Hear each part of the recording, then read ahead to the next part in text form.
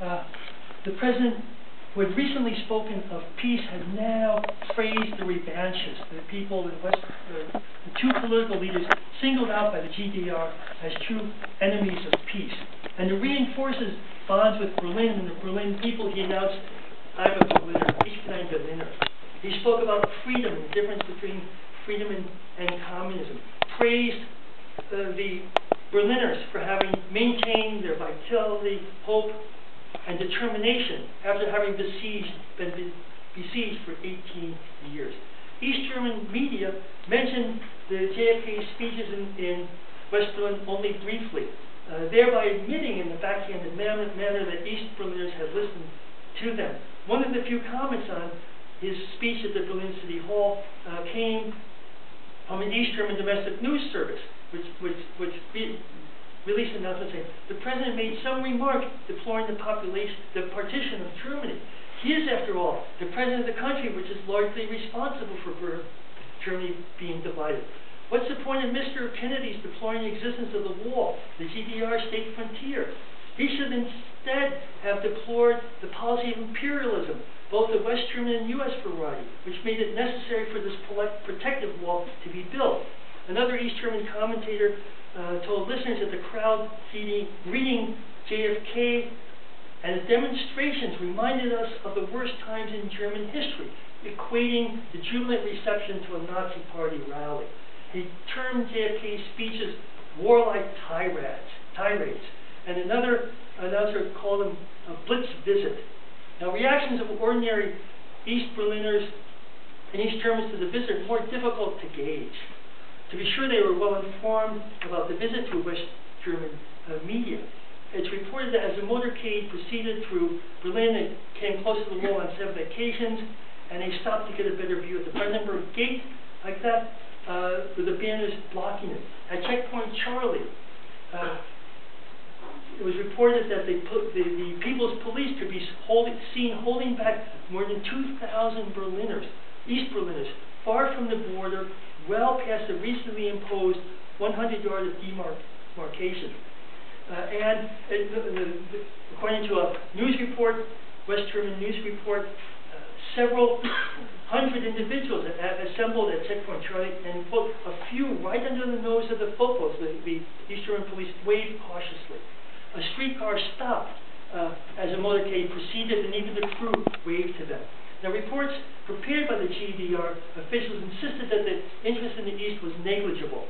They said that all district leaders have reported that the Kennedy visit in West Germany and West Berlin has been discussed hardly at all, and compiled 2 pages of quotes and from around East Germany. One individual said, "Kennedy should look after his own country, establish peace and order there, and bring an end to the mistreatment of Negroes." And a worker added a personal view saying, "Hey, the current TV programs are so good that we don't follow the Kennedy visit on West German television." You know, concession that many East Germans were in fact watching it. Nevertheless, the tumultuous response startled East German leaders. They invited Khrushchev to come to it, as I mentioned earlier to that. Finally, was a report of the Stasi on the results of Kennedy's visit, and they said that the president's main intent was to find new ways for unifying the Western camp, to renew America's leadership and ambitions at a time of that.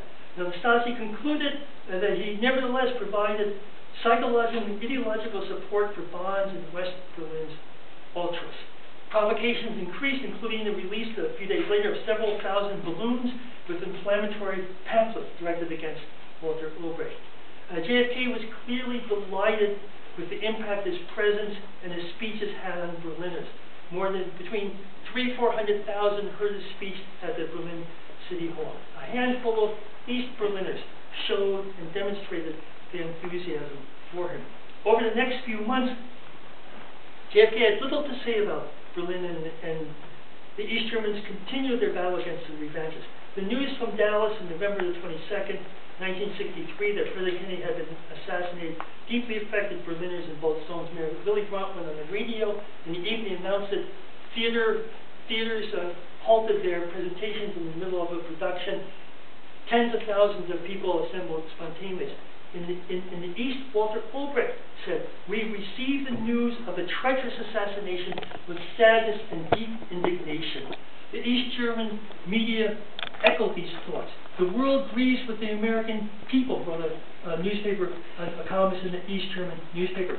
"It has lost a first-rate statement." Reaction throughout the country was overwhelming, and the people expressed their deepest sympathy at the murder of Kennedy, a report to the East German Central Committee stated.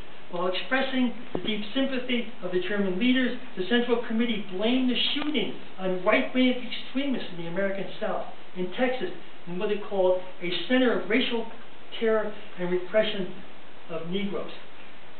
Following that, another East German political committee compiled a lengthy report on the assassination. And one of the most moving parts of the research that I conducted was reading several pages of comments by ordinary East Germans. And let me just end by quoting an office worker in the town of Sewell. He said, "The murder of Kennedy is a crime not only against the United States, but against the entire world." Thank you very much.